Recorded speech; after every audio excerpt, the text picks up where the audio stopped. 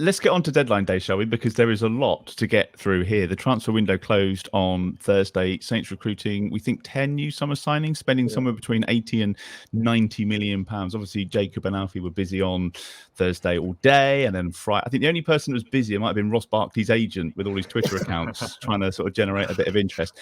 We did a little poll on our Twitter, and we asked everyone to rate the transfer window. 47% of people gave it a 9 out of 10. That was the clear winner. So a lot of people really impressed with the business we've done.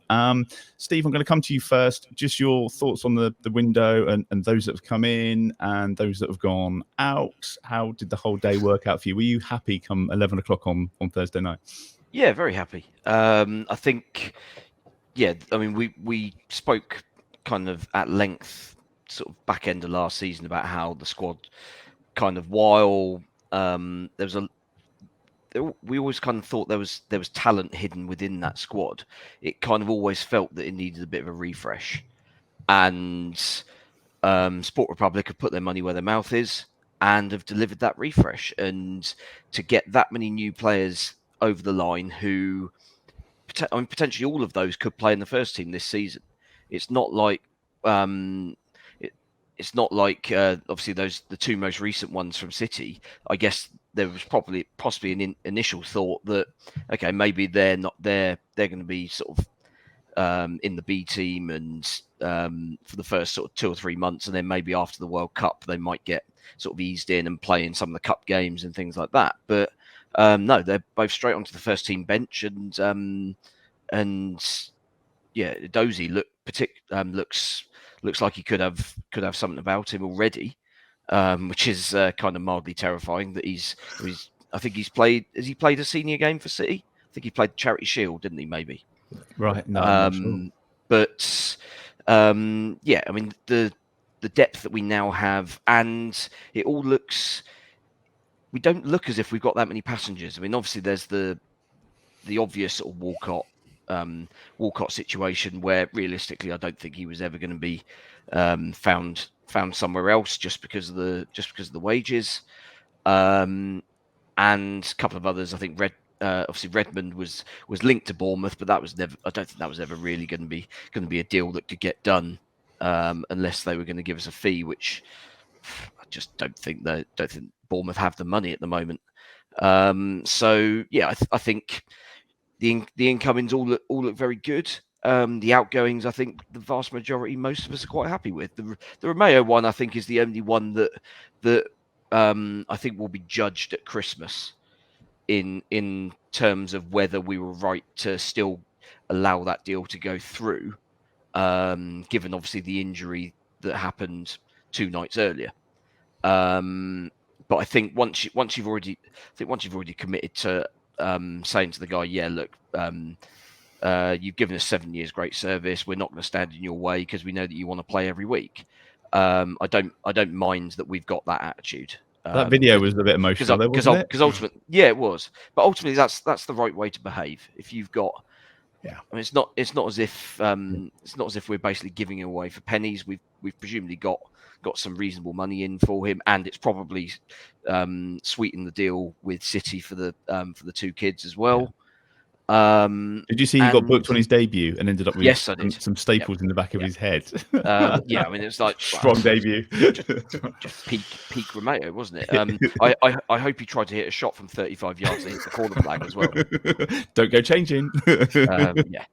Glen, Maitland-Niles Glen was an interesting one because, of course, we tried to get him before, and I kind of got the feeling that we were snubbed for West Brom, and that didn't really work out. So they've gone back in. So part of me thinks this is obviously someone that Ralph's had his eye on for a while and at a target that we pursued. Part of me thought, well, you know, you've missed your chance, mate. Every transfer window, there's all these players linked to us, you know, on various accounts, and my son always comes down and goes, what about this? And I give him usually 10 reasons why I think it's rubbish and why it won't happen. It's like Rudy Scatchell. Yeah, it's like the one this window has been this Cody Gakpo guy, doesn't it? Who, you know, for me was never going to sign for us. I mean, I'm sure the guys know a lot more about that story than I do, but for me it was just like too much money and too high profile a player. So I never saw that one happening. Maitland-Niles, as I said last week, shows how much I know.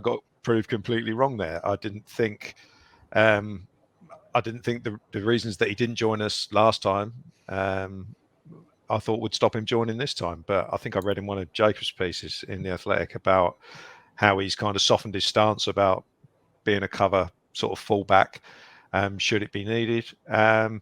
So that was, we were led to believe, the main reason why he joined West Brom last time, because they sort of promised him to play in centre and midfield and get relegated. So that's what he did. Maybe, he's probably got a bit more humility about things with it being a couple of years on. I'd be very, very surprised if he's not starting the next game, given how the midfield didn't really perform against Wolves. So happy with him. And I mean, he's got, I didn't realise quite how much experience he had. I kind of thought he's one of these players that you saw playing for Arsenal when he was 18, and then you've hardly heard of him since. But I didn't even know he'd been out and played for Roma, and I think he'd been to someone else after West Brom as well. So he's played some games, and he's a big physical lad, and he showed in the last sort of 10 minutes against Wolves that he's got a bit of defensive nous about him, because he just seemed to be in the right place to clear one particular cross out from under the 6-yard line sort of thing. So so looking forward to seeing him play. I mean, because he's basically a defensive player, I'll be interested to see what he adds sort of like going forward. But I imagine that if he does play, he's gonna sit in the Oriol Romeu position really, and allow Prowse to go and do a few more bits and pieces. So happy with him, and I agree with Steve. I'm happy with the players they brought in. Bella-Kotchap I thought looked good in the Euros when he played for Croatia, and that's, there's no need to rush him into the team because the two guys are playing well at the moment. But he's better than the 3 centre backs we've got rid of. So happy days, and all the players that have left, with the possible exception of Romeu, I don't think we're going to miss in terms of the first team this season. Romeu, keeping him, he still would have been useful this season, but he would probably have only played 10 or 15 games. And we'd have been getting into the realms of sentimentality. Yeah, well, I was just going to say, because last year we were talking about the sentimentality stuff and bringing Walcott back, giving Shane Long another year, keeping these players around for the sake of it. Having Kelvin Davis as a coach for 5 years, and never works out, does it? No, you don't get anything out of that. So, I think it was the right move to let him go back to Catalonia, where he's from. If you're watching live, by the way, I'd be interested to see your marks out of 10 for the transfer window and who you're most excited about seeing for the rest of the season. Jacob, I'm going to come to you about the two young lads from Man City. I think Steve touched on it then, but perhaps the Romeu deal just helped to grease those wheels a little bit and get that one over the line. Yeah, it did. And obviously we were left under the impression after the Chelsea game when Naby got injured that he probably would stay. And then we decided to put that article out, or the news piece out, the next day in terms of, no, the Romeu thing's still on, because of Oriol Romeu wanting to leave, and Ralph said he wouldn't stand in his way, them being firm tennis partners, but also because of the Girona deal, being part of the City group, greasing the wheels almost. So I think it was like, we'll let you have these City youngsters if you let our sister team have Oriol Romeu. So I think it worked out for all parties, and like you say earlier on, Samuel Doody looks a real find, and I think it was so important that Southampton got that winger in, because if you're playing this system, you need the out-and-out winger, especially if Nathan Redmond's going to go to Turkey in the next couple of days and Theo Walcott's out of favour. And Alfie, just on the Bella-Kotchap, the final edition, if you like, that was one we knew. I think earlier in the day you were saying about they were looking to bring in another centre back. It all depended on who went out, but that was, to a certain extent, that was quite a last-minute decision. That one, I think. Yeah, you're right, because the other three we expected the day before, we knew that Maitland-Niles, Sadozi and Larios were going to be joining. That was just waiting for paperwork. Bella-Kotchap is somebody who I've seen linked to a number of clubs over the last couple of years. So it's like Glen says, when you see Cody Gakpo, it's one of those ones you think, well, they're not going to join Southampton. They'll find a West Ham or something, and it will spoil our day. But to actually get it over the line, I thought it's a really impressive deal, and I think Glen's right. Yeah, there's no need to rush him in. The two centre-backs right now are playing really well. But I think it's more about the outgoings that I was sort of really not surprised by, but impressed by. Jan Valery did surprise me, actually. I know that some people have different opinions when it comes to Yangs. They've seen him play for 2 or 3 years, but I thought in the last year he'd actually progressed quite well. I thought Ralph liked him a lot. So for him to leave not only on a loan but on a permanent basis on the last day of the window was a bit of a surprise. And yeah, to get rid of Stevens and Bednarek, rules of respect to them for good careers, but happy to move on from them now for sure.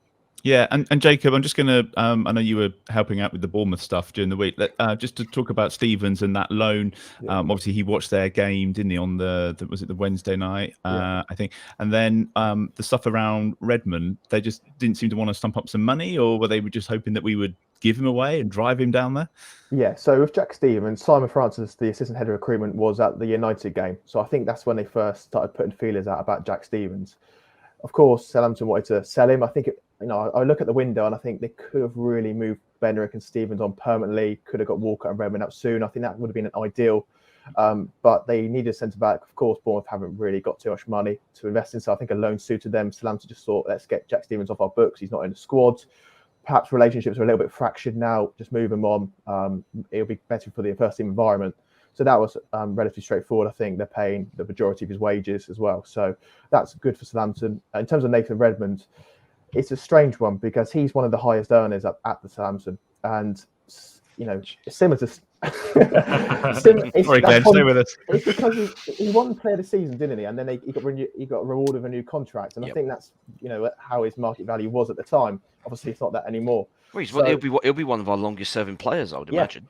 Yeah, and I'm not sure. I think it's just between him and Ralph. Perhaps they just thought they've worked for each other for so long, similar to Stevens and Bednarek, that they just need a clean start. And they seem to be very keen to move him on throughout the summer. And I'm surprised it got to deadline day. Of course, Bournemouth are desperate. I'm sure lots of agents were offering him players because they realised how desperate Bournemouth were. Nathan Redmond, they thought, okay, we need a winger. He's only 30 miles away. He seems perfect for us. Then they probably looked at his wage and thought, okay, we're not going to pay that. Do you want to terminate the agreement, or do you want to pay half Southampton? And Southampton, I think, towards the end, just put the phone down on them. And I know a lot of reports, even towards the end of the window, are saying, there's still a possibility of Redmond joining Bournemouth. As far as Southampton was concerned, that was dead about half. That was only from Alex Crook, surely. Yeah, it was dead. Southampton weren't going to pick up the phone. It was too late to do anything. Too many moving parts. Didn't Bournemouth have more than 25 senior players, or wasn't there some issue around that? Yeah, they had 26 before deadline day, didn't they? That's why Scott Parker was doing all we could to try and force players out, training with development squad, doing anything he wanted, and none of them would move. And I think to be fair to Redmond, he always played really well against Bournemouth. Yeah, because they're not very good, but he always played very well against them. So I could understand them being interested in him. But yeah, there you go. Alfie, just a word on the ones that got away. There was the Ramos and Gakpo as well. It looked like we were prepared to offer, if the reports are true, in the region of 30 million. So it wasn't that we didn't have the money. For whatever reason, they just didn't get over the line. Yeah, well, and if you've seen Adam Blackmore's report at the time, you believe that everything was all done and it was certainly possible. I went to bed on the eve of the deadline day. I woke up about 8 a.m. thinking there's no way things have gotten kicked off yet. 8 a.m. is looking for the reasonable time to wake up. Yeah, Jacob was already on the train to London at that point, so he was well aware what was happening. And I look up and all hell had broken loose. Cody was staying at PSV. People were going, "This is a terrible window. We need to get a backup in. What's the plan B? What's the plan B?"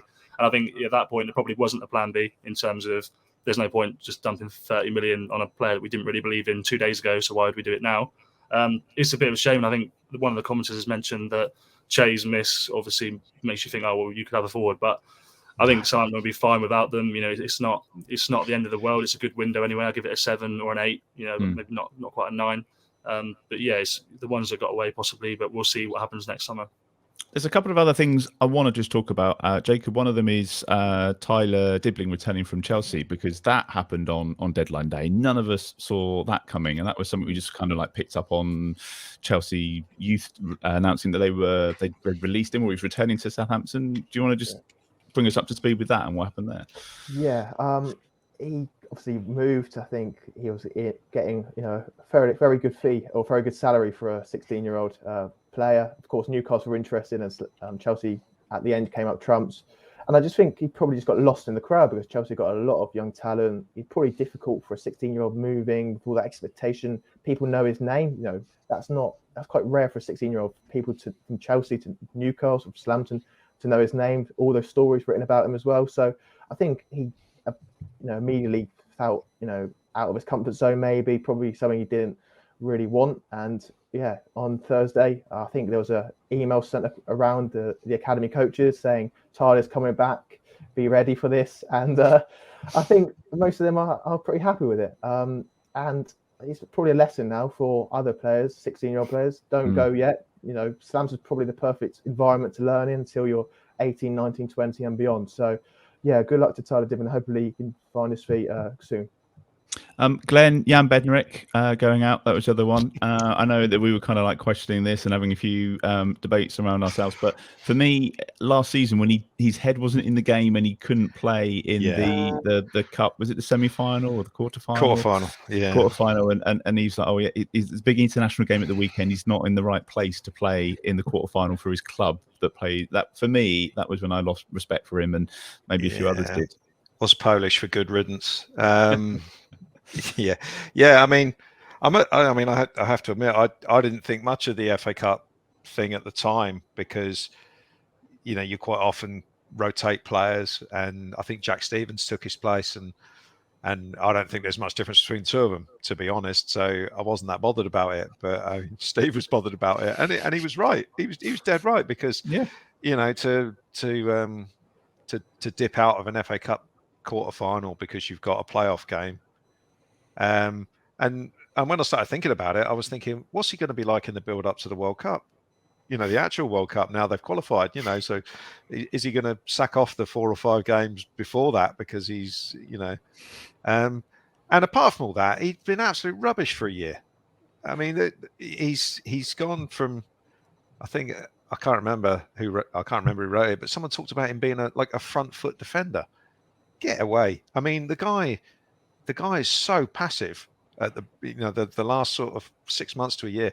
So passive. It's the easiest game that a centre forward will ever have playing against him because he just stood off and let him go. So there's 2 pictures for me that sum up the transfers this week. There's the one of Romeo that kept getting shared of him shouting at Jack Grealish on the floor, which kind of sums up him as a player. Yeah. And then there's the one, that final image of Bednarek, which we're all going to remember, of him just sat on the bench with his head in his hands after he's been taken off. It was the Leeds game, wasn't it? And that's good riddance as well, I think. Some people naturally reach the end of the line, and that's what's happened with him. And his statement was one of the most ridiculous things I've ever seen for a player who's only left on loan. It's going to be coming back in May. Yeah, of course he is, because they're going to see him. They're going to see him play, so they're not going to sign him. But they might not see him play because I noticed he didn't play against City. Can you imagine him up against Haaland? Yeah, but they've brought him in as a cover centre half, so it wouldn't surprise me if he sits on the bench every week. So I don't think it's going to be as rosy as he maybe thinks it's going to be at his bigger club. There is one other thing, just Jacob and Alfie. I don't know if either of you want to just talk about this, but the rumours or the story that Chelsea wanting to sign Lavia on deadline day with this 50 million verbal proposal. What on earth is all that about? It's crazy, isn't it? I mean, that's what it was described to us, Jake, when it was described as it was crazy in the office when they probably heard about that. A verbal proposal, so not necessarily fully concrete, but I think it's testament to everything that he's done in the first 6 weeks and equally testament to Chelsea's transfer policy, which is probably nothing short of shambolic at the moment. Is it 4 games he's played? And they're like, 5 years. Incredible. Yeah. And I'm not even sure that they could even have done that deal anyway, because the FIFA registration thing, you can only be registered to 2 clubs, can't you, in the space of a year? Yeah, you can only play for 2 clubs across the year. But obviously, he hadn't played for Man City. I don't imagine he was necessarily registered for this season if they knew they were going to offload him. So I think they could have got around that way. But yeah, it's a crazy one. I mean, I don't know what Jason wants to add on it. Do you happen to know if it was before the game or after the game? It was on deadline day. It was deadline day. So I think they looked at the goal and thought, I'll tell you what, we do. He's right. Jorginho's getting, he's getting slow. Loftus-Cheek's not really a whole midfielder. Kante's always injured. Yeah, who's this guy? No, and you can just imagine Todd Burley just sitting near Martin Semmens, just going, "Who's this guy? Can we have a look at him?" And and he's about half the price of Declan Rice as well. It's like me doing my fantasy football team. It kind of feels how it is at the moment.